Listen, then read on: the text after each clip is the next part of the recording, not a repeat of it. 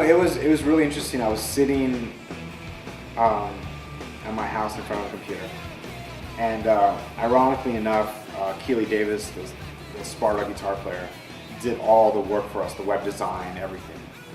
And I called him in the morning, and I said, announce. It was just like that easy, and because we had done a lot of prep time, because I knew what time Coachella was announcing, so I wanted to announce a few hours before. And he just immediately called me, and I don't really social network or anything like that. And the first thing he told me is like, you are the 4th most trended thing in the world right now. And I was like, what does that mean? And he said, that he explained it to me. And I was really like, this is strange. I knew it was gonna be a nice reaction, but the reaction we got was truly incredible. Just from one tweet, and it was mind blowing, and we felt really lucky. And then it really became real that, okay, we're really doing this. We're really playing this show. And so the reaction was, it's going to be one of those really memorable things in my life, I think, because just sitting back literally and just watching things happen on the internet was that's the first time I've ever experienced it that way. I've experienced it on the road, and you start meeting more people, and then more people come to your show, and you start making more fans. It's the first time I experienced it through an internet, social networking vibe, and it was a new experience. It was really nice. I'm Tony Hajjar from at the DriveIn in Sparta. Yeah, now I'm doing music for movie trailers and video games.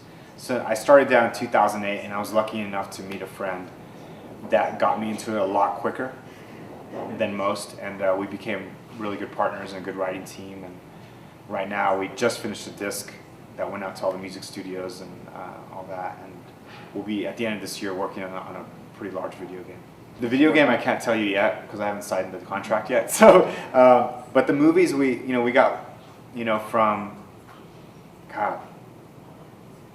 from Salt to Saw 4, whatever Saw it was.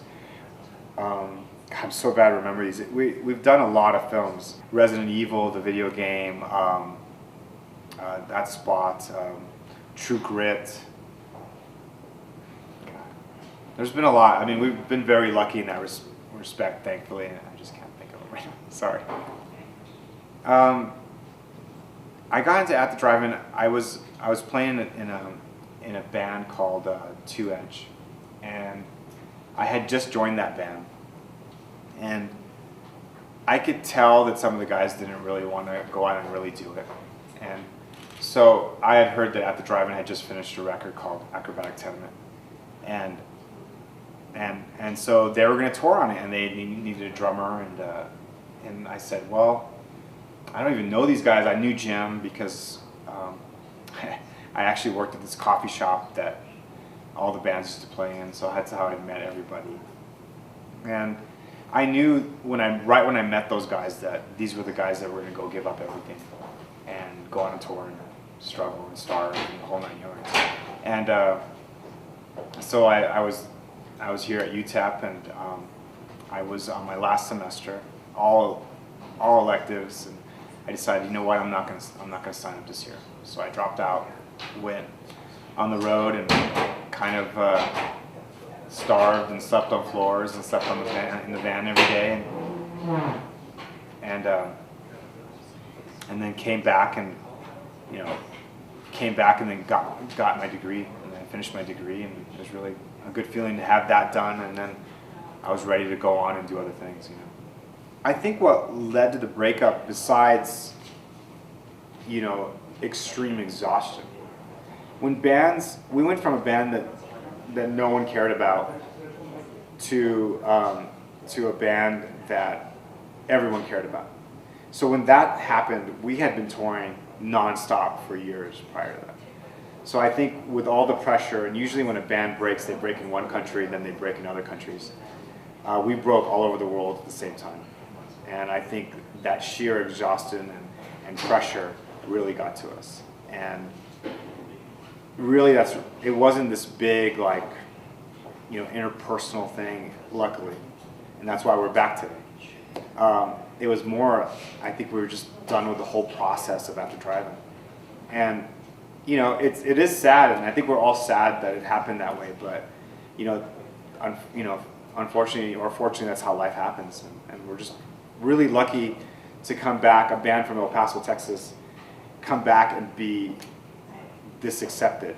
And, you know, we thank our lucky stars all the time how lucky we are to come back and still have the demand that we used to 11 years ago. It doesn't happen in too many bands, and we're very, we understand that doesn't happen, and so we're taking it in and enjoying it this time. I taught between tours, and then I also helped, when I was still here, I taught a lab.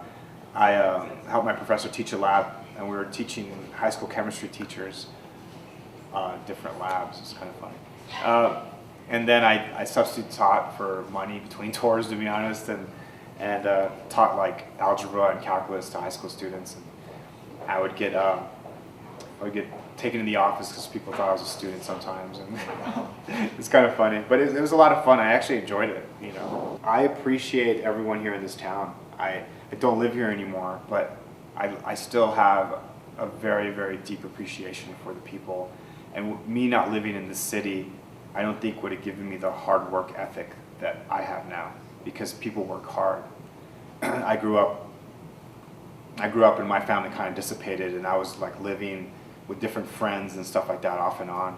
And my friends' parents worked every day, all the time, to get just food on the table. And with that kind of work ethic, I took that and applied it to what I want to do in life.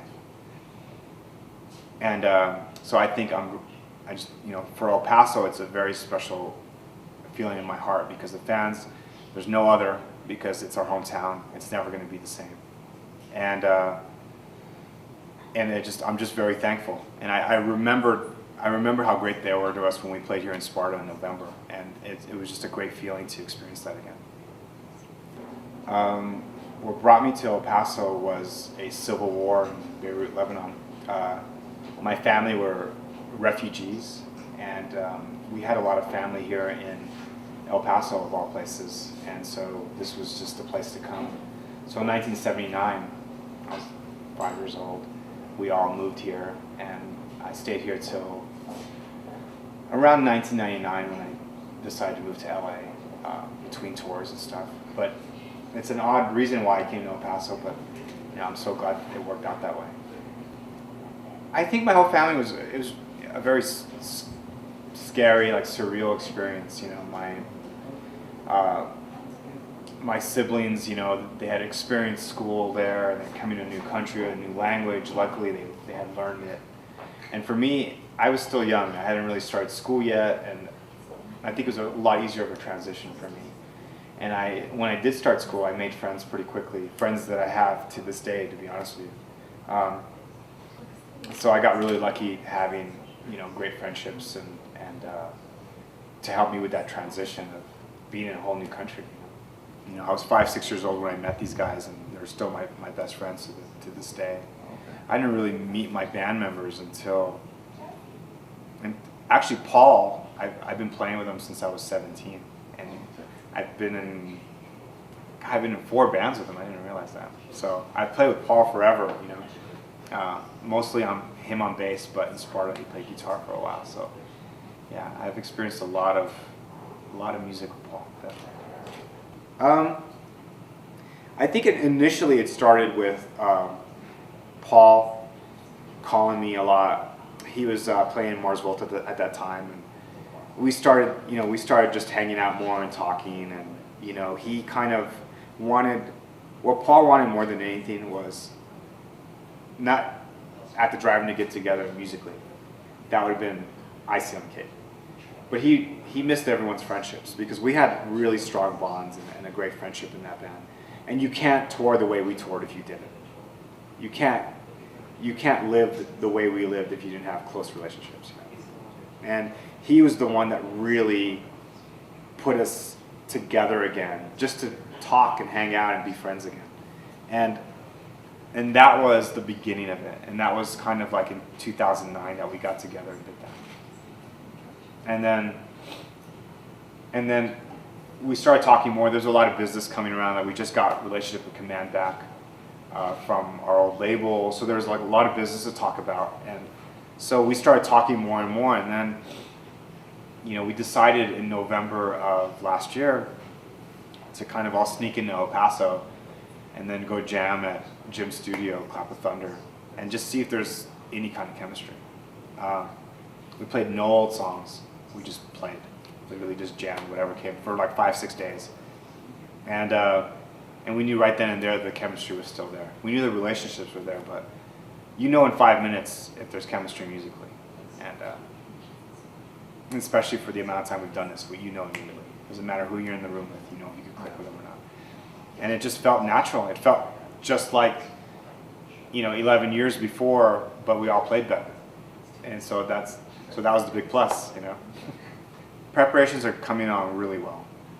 We've been rehearsing for a few weeks now, and also hanging out and taking advantage of the time spent together. And we feel pretty confident already, which is really nice. I mean, we have another week and a half, but the rehearsals are going really well, and we're just, you know, we're excited how good it's sounding, which is a good feeling.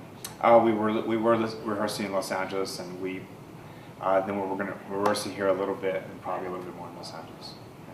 Yeah, it's a lot of pressure, but it's good pressure. I mean, it's pressure that people dream of, you know, and you know, we're second to last, you know, right before Dr. Dre on the main stage. We're literally the last rock band of the night, and it's an amazing feeling to be, you know, that respected, that we're that high on the bill. I mean, it's you know, we feel very lucky to be in this position again. Like I was saying earlier, it just doesn't happen to too many bands in life, you know.